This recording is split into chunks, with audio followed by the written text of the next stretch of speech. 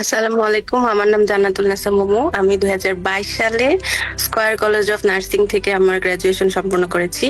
বর্তমানে আমি কোনো জায়গায় কাজ করছি না আমার কিছু ব্যক্তিগত কারণে। বাট এর আগে আমি কলেজ থেকে পাশ করার পরে স্কয়ার হসপিটালে জব করেছি। তারপরে নার্সিং ইনস্ট্রাক্টর হিসাবেও কর্মরত ছিলাম একটা বেসরকারি নার্সিং কলেজে। এই তো। কেন আপনি আসলেন এখানে? না আসাটা কেন আপনার জন্য জরুরি ছিল? আমার নার্সিং এ আসার মেন উদ্দেশ্যই ছিল আমি দেশের বাইরে যাব। তো দেশের বাইরে যাওয়া নিয়ে অনেক অনেক রিসার্চ করেছি, অনেক কিছু ঘাটাঘাটি করেছি। প্রথমে একদম ডিটারমাইন্ড ছিলাম যে আমি স্টুডেন্ট ভিসায় বাইরে যাব, দেশের বাইরে যাব। এরপরে এটা নিয়ে অনেক ঘাটাঘাটি করার পরে আমি আমার জন্য যেটা সুবিধাজনক হচ্ছিল ওরকম কিছু খুঁজে পাচ্ছিলাম না। পেলেও দুই একটা পেলেও ওগুলা মানে অতটা সুবিধাজনক ছিল না আমার জন্য। এরপর 2023 সালে আমি একটু এনক্লেক্স নিয়ে একটু শুনেছিলাম যে আছে এনক্লেক্স কিছু একটা আছে, কিন্তু এনক্লেক্স যে আসলে কি জিনিস ওইটা আমি আসলে তখন বুঝতে পারি নাই। আমি মনে করেছিলাম যে এনক্লেক্স হয়তো আর 5টা পরীক্ষার মতোই, পড়বো, পরীক্ষা দিব, পাশ করে যাব, ইজি হবে, অনেক ইজি হবে। আমি নিজেও এরকমই চিন্তা করতাম। তো এরপর 2024 সালে আমি আপনাদের কোচিং এ মানে ভর্তি হই। এরপর থেকে আস্তে আস্তে মূলত আমার মেন উদ্দেশ্য ছিল নিজেকে প্রমাণ করা, নিজের ইগোকে স্যাটিসফাইড করা। দ্যাটস ওয়াই আমার ইনক্লেক্স পাস করা। কিন্তু বিভিন্ন কারণে আমার পাশ করাটা একটু পিছনে পড়ে গেছে। হয়তো আমি আরো আগেই পাশ করে যেতাম। আমার কিছু পার্সোনাল প্রবলেম বলেন, ফ্যামিলি ক্রাইসিস বলেন, সবকিছু মিলে আমি পাস করতে পারি না। কিন্তু আমার একটা টার্গেট ছিল যে আমার দেশের বাইরে যাইতেই হবে, সেটা যে কোনো ভাবেই হোক। নিজেকে প্রমাণ করতেই হবে, নিজে এমন একজন নার্স নিজেকে বানাবো যেন আমাকে কেউ কখনো ফার্দার কোয়েশ্চেন করতে না পারে, এবং আমি যেন সবাইকে আমি যেন সবার মোটিভেশন হতে পারি, যে আমাকে দেখে কেউ শিখতে পারে যে না আচ্ছা আপু করছে আমিও পারবো। এই জন্যই আমার মূলত এনক্লেক্স পাস করা।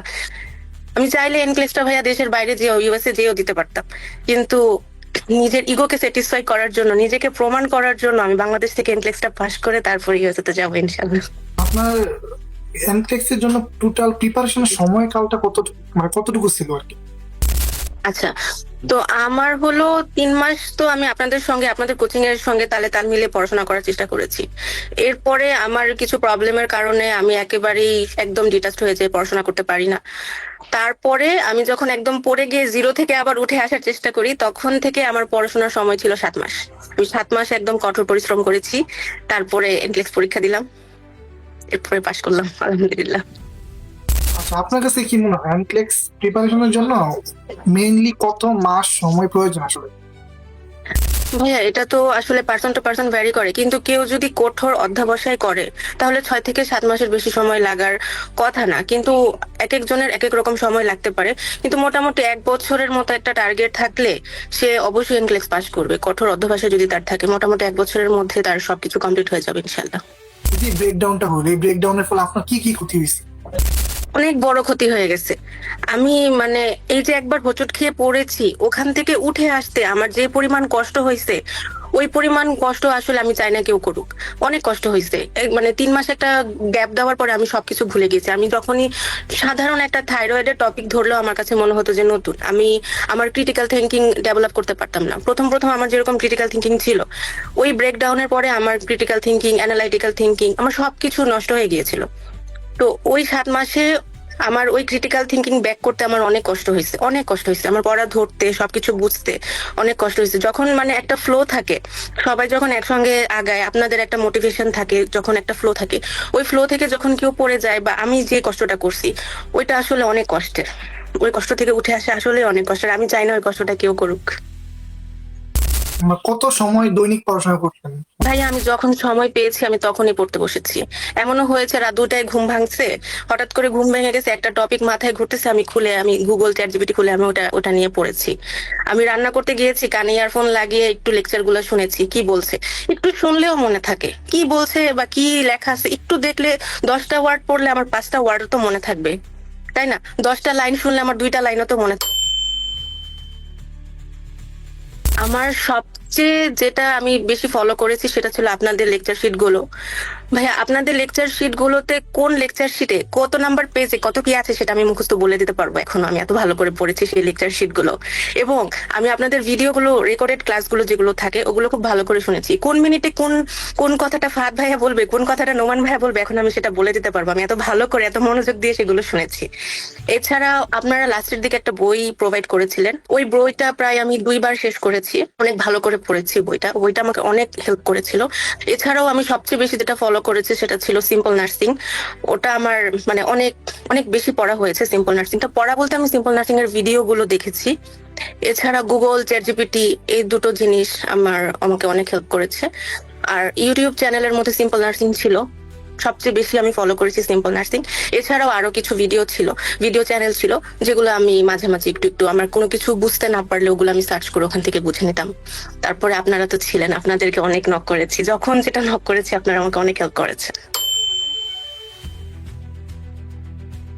পরীক্ষার বেশ কিছুদিন আগে আমি নোমান ভাইকে বলেছিলাম যে ভাইয়া আমি কিন্তু এই টপিক গুলো পারছি না। তো আমরা সবাই জানতাম যে এই এই ধরনের কোয়েশ্চেন আসে না।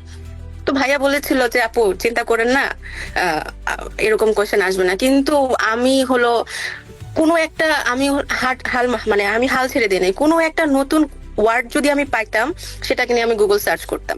তো পরীক্ষার কিছুদিন আগে আমি রিসার্চ নিয়ে প্রায় বেশ কিছু রিসার্চ শুরু করি, এভিডেন্স বেসড নিয়ে একটু রিসার্চ শুরু করি। পরীক্ষার হলে যখন যে দেখি যে প্রথম 2টা কোয়েশ্চেন আমার মেন্টাল হেলথ থেকে ছিল, ওই 2টা কোয়েশ্চেন মনে হচ্ছে আমি নকল করে পরীক্ষা দিছি। আমার এত কমন পড়ছে, মানে এত কনফিডেন্স লেভেল হাই ছিল যে আমার মনে হচ্ছে আমি নকল করে পরীক্ষা দিচ্ছি। এরপরে ভাইয়া কোয়েশ্চেন গুলো হার্ডার থেকে হার্ডেস্ট হওয়া শুরু করে। তখন সবাই বলে যে পরীক্ষার হলে সবার শীত করে, আমি ঘামছিলাম, আমার রীতিমতো কান গরম হয়ে গিয়েছিল। কিন্তু আমি ব্রিদিং এক্সারসাইজ করছিলাম আর মানে একটু নড়ে চড়ে বসছিলাম বারবার যে না ঠিক আছে। আমি বারবার বাংলা পড়ে পড়ে কোয়েশ্চেন গুলো আনসার করার চেষ্টা করেছি যে এখানে কি বলেছে। প্রত্যেকটা কোয়েশ্চেনে আমি যখন কোয়েশ্চেন প্র্যাকটিস করি ওখানে আমি বুঝতে পেরেছিলাম যে প্রত্যেকটা কোয়েশ্চেন একটা করে কি মার্ক থাকে বা একটা হল মার্ক থাকে, যেটাই হলো আনসার। কোয়েশ্চেনের মধ্যে আনসারটা দেওয়া থাকে। তো যদি ভালো করে বুঝতে পারা যায় তাহলে ওই আনসারটা বের করা যায়। তো আমি কোয়েশ্চেন গুলো 1বার 2বার করে বাংলায় পড়তাম। যখন কম্পিউটার স্ক্রিনে কোয়েশ্চেন গুলো আসতো ওগুলো বাংলায় পড়ে অপশন গুলো সবগুলো পড়ে আমি যেটা যেটা যেটা হবে না, যেটা একেবারেই হওয়ার মতো না, সেগুলো বাদ দিয়ে 1টা বা 2টার মধ্যে কনফিউশন থাকতো ওখান থেকে আমি হলো যেটা বেশি ইম্পর্টেন্ট বা প্রায়োরিটি কোনটা বা কোনটার পরে কোনটা হতে পারে এরকম বাংলা আমার কোনটার সঙ্গে মিলছে আমি আমি অপশন গুলোরও বাংলা করতাম যে কোনটার সঙ্গে আমার বাংলা কোশ্চেনের বাংলা মিলছে। তো ওভাবে করে আমি আনসার গুলো সবগুলো সলভ করার চেষ্টা করেছি। আমি রিসার্চ ছাড়া, এভিডেন্স বেসড ছাড়া যে কোশ্চেন গুলো পেয়েছি ওগুলো আমার কাছে অনেক বেশি ইজি মনে হয়েছে যে আমি পরীক্ষার আগের দিন রাতে আপনারা আমাকে পড়াই দিচ্ছেন, আমি ওখানে যেয়ে শুধু পরীক্ষা দিছি শুধু রিসার্চ ছাড়া। আমার ম্যাক্সিমাম কোশ্চেনে ছিল রিসার্চ, এভিডেন্স বেসড, তারপরে হলো data collection, data method, type, কোন স্টেপের পরে কোন স্টেপ, এই ধরনের কোশ্চেন বেশি ছিল। নর্মাল এই ধরনের কোশ্চেন কিন্তু বেশি আসে না। তো আমি মেনলি বাংলা করে অপশনের সঙ্গে কোয়েশ্চেনের বাংলা কোনটা মিলে ওভাবে মিলিয়ে মিলিয়ে আমি অনেক কষ্ট করে আনসার দিয়েছি। তো নিজেকে কাউন্সিলিং করেছি যে তুমি পারবে, শান্ত থাকো, জোন আউট হওয়া যাবে না। মেন কথা হচ্ছে একবার যদি কেউ জোন আউট হয়ে যায় ওই ওই সময়ে তখন তখন সে আর কোনো কিছুই ক্যাচ করতে পারবে না। তো আমি একদম ফোকাসড ছিলাম যে জোন আউট হওয়া যাবে না, যতই খারাপ পরিস্থিতি হোক। এই 5 ঘন্টা আমি অনেক কষ্টের বিনিময়ে 5 ঘন্টা অর্জন করেছি। আমি আমি এই 5 ঘন্টা নষ্ট করতে চাই না। সব চিন্তা বাদ, আমি চিন্তা করছিলাম যে আমি কতটুকু জানি, আমি যতটুকু জানি আমি আমার নিজের সর্বোচ্চ, আমি আমার বেস্টটা এখানে দিয়ে যাব। পরেরটা কি হয় সেটা পরে দেখা যাবে, কিন্তু আমি আমার বেস্ট দিব এখানে। তো পরে 66-এ আমার একটা ব্রেক আসছিল, ওই ব্রেকটা নিয়ে আমি একটু রিল্যাক্স হয়ে তারপরে আবার পরীক্ষা দিই। একটু পরে আমার কম্পিউটার যখন বন্ধ হয়ে যায় তখন আমার হার্টটাও স্টপ হয়ে যায় কম্পিউটারের সঙ্গে। তখন নোমান ভাইয়ের সঙ্গে আমার কথা হয়েছিল এরপরে, কিন্তু একটা কনফিডেন্স লেভেল ছিল যে মনে হচ্ছিল যে আমি পাস করবো না। আপনি যদি একবার ঘাবড়ে যান তাহলে আপনি ওখানেই শেষ, আপনার ঘাবড়ানো যাবে না। আপনার মনোযোগ দিয়ে কোয়েশ্চেনটা পড়তে হবে এবং যে কোয়েশ্চেন মেকারের মাথায় আপনার ঢুকতে হবে, বাংলা করতে হবে। আপনি যে ভাষায় কমফোর্ট ওই ভাষায় আপনি নিজেকে বুঝান, ট্রান্সলেট করেন যে ওখানে কি আছে, কি বলার চেষ্টা করছে, হলমার্ক যেটা থাকে কোয়েশ্চেনের ওটা খুঁজে বের করার চেষ্টা করেন। তারপরে অপশনের সঙ্গে হচ্ছে মিলাবেন কোনটা আপনার সঙ্গে যাচ্ছে, কোনটা বেশি হচ্ছে প্রায়োরিটি বেস বা কোনটা আপনার সঙ্গে বেশি যাচ্ছে, সেটাই আপনার আনসার। আনসার। আর একটা কথা আমি বলবো, আমরা অনেক সময় আনসার চেঞ্জ করি। এরকম চেঞ্জ না করে প্রথম আমি যেটা সিলেক্ট করব সেটা যেন একবারে শিওর হয়ে সিলেক্ট করি। আমার যেটা মনে হয়েছে যে এরকম আনসার চেঞ্জ করলে আনসার গুলো ভুল হয়ে যায়। আমার সবচেয়ে বড় চ্যালেঞ্জ যেটা ছিল, আপস এন্ড ডাউন যেটা ছিল, সেটা ছিল আমার মাইগ্রেন পেন। ভাইয়া, মাইগ্রেন পেন যার থাকে তার এক্সট্রা করে কোনো শত্রু লাগে না। তো আমি এমনও হয়েছে যে বমি করেছি মাইগ্রেন পেনে, নিজের মাথায় নিজে পানি দিয়েছি, তারপরে এসে আবার পড়তে বসেছি। কিন্তু আমি সবসময় একটা জিনিস মাথায় রাখতাম যে শারীরিক কষ্ট আমার মানে আমার স্বপ্নকে শারীরিক কষ্ট দমায় রাখতে পারবে না। আমার নিজেকে প্রমাণ করতে হবে। ওই যে একটা কথা থাকে না, মানুষের যখন ইগো আর সেলফ রেসপেক্টের ব্যাপার আসে তখন মানুষ দমে থাকে না। তো ইনক্লেক্সটা ছিল আমার সেলফ রেসপেক্টের একটা জায়গা, যেখানে আমি নিজেকে প্রমাণ করতে পারবো। আরেকটা কথা বলতে চাই, সেটা হলো আমার আমার যে এত প্রবলেম হতো, আপস এন্ড ডাউন হতো, আমার হাজবেন্ড আমাকে অনেক সাহায্য করেছে। ওর হচ্ছে নার্সিং সম্পর্কে ওর কোনো আইডিয়া নেই, মেডিকেল সেক্টর সম্পর্কে ওর কোনো আইডিয়া নেই, কিন্তু ও হলো আমাকে আহ, আমি যখন ইংলিশ বুঝতাম না, ও হচ্ছে আমাকে সেগুলো ট্রান্সলেট করে করে দিত। ও আমাকে গল্প আমার সঙ্গে গল্পের মতো সেই স্টোরির মতো সেগুলো আমাকে বুঝাই দিত। এটা আমাকে অনেক হেল্প করেছে। ও সবসময় আমাকে বলতো যে তুমি পাশ করবে। এই যে একটা কথা যে তুমি পারবা, এই একটা কথাই অনেক বড় শক্তি হয়ে দাঁড়ায় যে তুমি পারবে।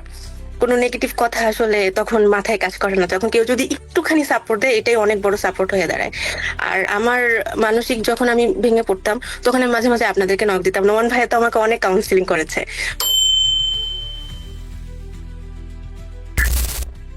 ওখানে বাংলাদেশ থেকে সেফ, ওখানে সবাই সবাইকে হেল্প করে।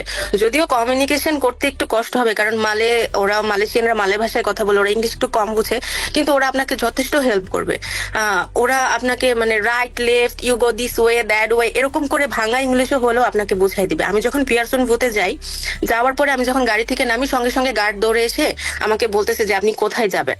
ও নিজেই আমাকে নিজের ইচ্ছাই আমাকে গাইড করে নিয়ে যাচ্ছে যে আপনি এখানে যান, ওখানে ওখানে যে 2 নাম্বার মানে কোন বাটনে ক্লিক করতে হবে ওটাও সে আমাকে বলে দিচ্ছিল।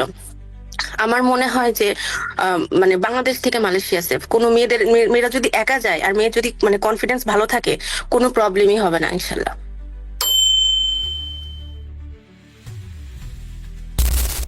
ক্যারিয়ার পাথওয়েটা আমি বলবো, আপনার যদি ইচ্ছা থাকে আপনি দেশের বাইরে একজন নার্স হবেন, তাহলে গ্রাজুয়েশনের পরে, লাইসেন্স পাওয়ার পরে আপনি এনক্লেক্সটা করে ফেলেন।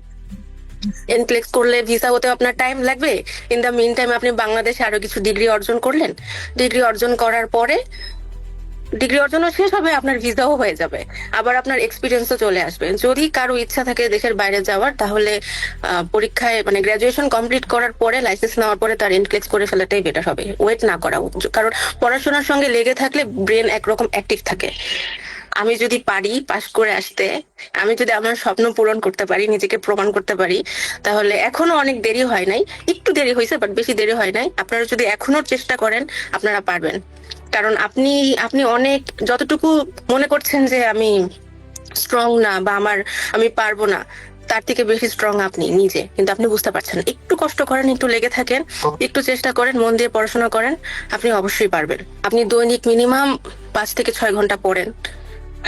আপনি যদি খুব তাড়াতাড়ি পাস করতে চান, মিনিমাম 5 থেকে 6 ঘন্টা একটু সময় দেন, একটু কষ্ট করেন সাময়িক। একটু 5 থেকে 6 ঘন্টা অনেকের ম্যানেজ করতে কষ্ট হয়ে যাবে, কিন্তু একটু কষ্ট করে সময় দেন, একটু ক্রিটিক্যাল থিঙ্কিংটা ডেভেলপ করেন, একটু মনোযোগ দিয়ে পড়েন। কোনো একটা ডিজিজ পড়লে এটার পিছনে প্যাথোলজি গুলো কি বা কেন হতে পারে, এই ডিজিজটা আমাকে কোন দিকে নিয়ে যেতে পারে ভবিষ্যতে, এগুলা একটু একটু মানে একটু মনোযোগ দিয়ে পড়েন, একটু ক্রিটিক্যাল থিঙ্কিংটা ডেভেলপ করেন। আর একটু 5-6 ঘন্টা পড়েন। রিসোর্স গুলো আপনার যেগুলো আছে, আপনি যেগুলো ফলো করছেন, ওগুলো একটু ভালো করে বাংলায় হোক, যেভাবেই হোক, একটু অনুবাদ করে একটু বোঝার চেষ্টা করেন। আশা করি প্রবলেম হবে না আপনার। আমি আমি বলতে পারবো না, ওটা ভাষায় প্রকাশ করার মতো না। পাশ করার পরে যে ফিলিংস হয়, ওটা ভাষায় প্রকাশ করার মতো না। ওটা আমার মনে হচ্ছিল যে আমি 27 মানে আসছি, আমি উঠতেছি, আমি পাশ করছি, আমার নামের পাশে এখন লেখা থাকবে USRN। ও মাই গড, এটা আসলে বলে বোঝানোর মতো না। আমি শুধু খুশিতে লাফাচ্ছিলাম, এক জায়গায় খরগোশের মতো আমি লাফাচ্ছিলাম যে আচ্ছা আমি পাশ করে গিয়েছি, ও মাই গড। আর আমার কোয়েশ্চেন মানে আমার পাশ করাটা ছিল আমার জন্য মানে অনেক বড় একটা সারপ্রাইজ। কারণ কোনো কোনো সময় আমার মনে হচ্ছিল যে আমি পাশ করে যাবো, কারণ আমি যে রকম কোশ্চেন আমি পেয়েছি, স্পেশালি আমি মানে আমার একেবারে সর্বকালের আলাদা একটা কোশ্চেন চলে আসছিল, কোশ্চেন প্যাটার্ন চলে আসছিল। ওই কোশ্চেন থেকে যে আমি পাশ করে আসছি, ওইটা আমি এখন পর্যন্ত ওই মোমেন্টটা আমি এখন পর্যন্ত ফিল করি, যে মোমেন্টটা হচ্ছে আমার কম্পিউটার 85-এ শাটডাউন হয়ে গেছিল। আমার মনে হয়েছিল আমার হার্ট আমার টাঙের নিচে চলে আসছে, আমি আটকে গিয়েছিলাম একটা জায়গায়, আমি নড়তে পারছিলাম না, আমি ফ্রোজেন হয়ে গেছিলাম ভাইয়া। কিন্তু যখন আমি জানতে পারছি যে আমি পাস করছি, আমার মনে হয়েছে যে মানে এত এত খুশি আমি কোনোদিন ফিল করি নাই। এত খুশি কখনো আমি ফিল করি না, আমি কান্না করে দিয়েছিলাম আমি পাস করে। এটা আসলে বোঝানো যাবে না।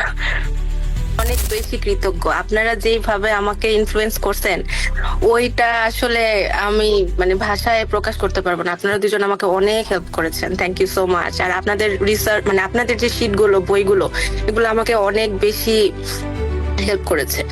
আমি আপনাদের প্রতি অনেক বেশি কৃতজ্ঞ। আর আমি আমি চাইবো যেন সবাই আপনাদের কোচিং থেকে যেন আরো বেশি বেশি বেশি বেশি বেশি করে সবাই পাশ করুক।